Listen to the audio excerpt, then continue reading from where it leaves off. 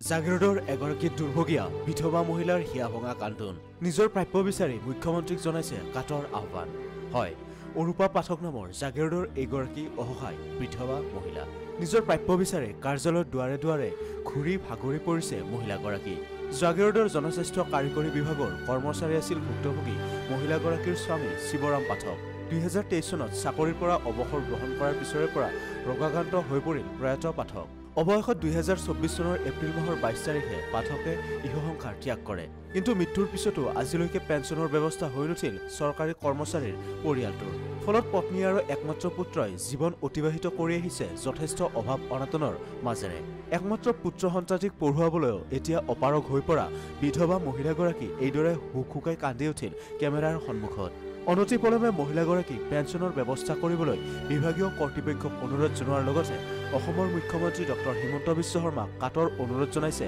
ভুক্তভোগী মহিলাগৰাকীয়ে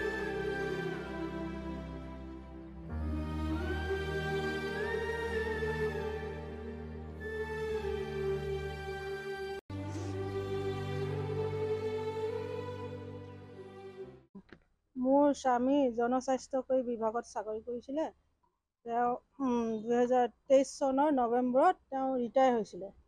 তাৰপিছত 2024 এপ্ৰিলৰ 22 তাৰিখে মৃত্যু হৈছে তেওঁ অলপ অসুখত ভুগি আছিলে তাৰপিছত তেওঁ নৱেম্বৰ ৰিটায়াৰ হোৱাৰ পিছৰ পৰা মই পেঞ্চন একো আজিলৈকে একো মই পোৱা নাই আৰু মই গোটেই কাগজ পত্ৰখিনি অফিচত দিয়া হৈছে কাগজ পত্ৰখন দিয়া কিন্তু পেঞ্চন মই এতিয়ালৈকে হোৱা নাই মোৰ আৰ্থিক অৱস্থা একেবাৰে দুৰ্বল মোৰ ল'ৰাটোক লৈ মই চলিবলৈ অসুবিধা হৈছে কৰ্তৃপক্ষই মোক সোনকালে যাতে মোৰ পাবলগীয়া প্ৰাপ্যখিনি মোক যাতে সোনকালে ঘূৰাই দিয়ে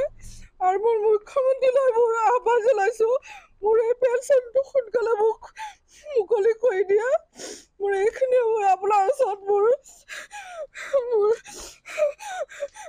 এইখিনি মোৰ প্ৰাৰ্থনা জনাইছোঁ মই আপোনাক মোক সহায় কৰক মোৰ এই দুৰ্ভগীয়া পৰিয়ালটোক মোক উদ্ধাৰ কৰক মোৰ এইখিনি আপোনাৰ ওচৰত মোৰ প্ৰাৰ্থনা মুখ্যমন্ত্ৰী মহোদয় মোক অকণমান আপুনি সহায় কৰক মোৰ চলিবলৈ বহুত অসুবিধা হৈছে মোৰ ল'ৰাই একো কৰিবলৈ মোৰ পৰা নাই তেওঁ ল'ৰাটো মোৰ পঢ়াই আছোঁ তেওঁ ল'ৰাটোৰ মই এডমিশ্যনৰ পইচা মই এতিয়ালৈকে দিব পৰা নাই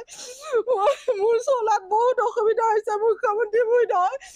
আপুনি মোক সহায় কৰক মই এইখিনিয়ে আপোনাৰ ওচৰত মই বিনত অনুমোদন প্ৰাৰ্থনা জনাইছোঁ আপোনাক মই সেইখিনি মোক সহায় কৰক মই এইখিনিয়ে ক'বলগীয়া কথা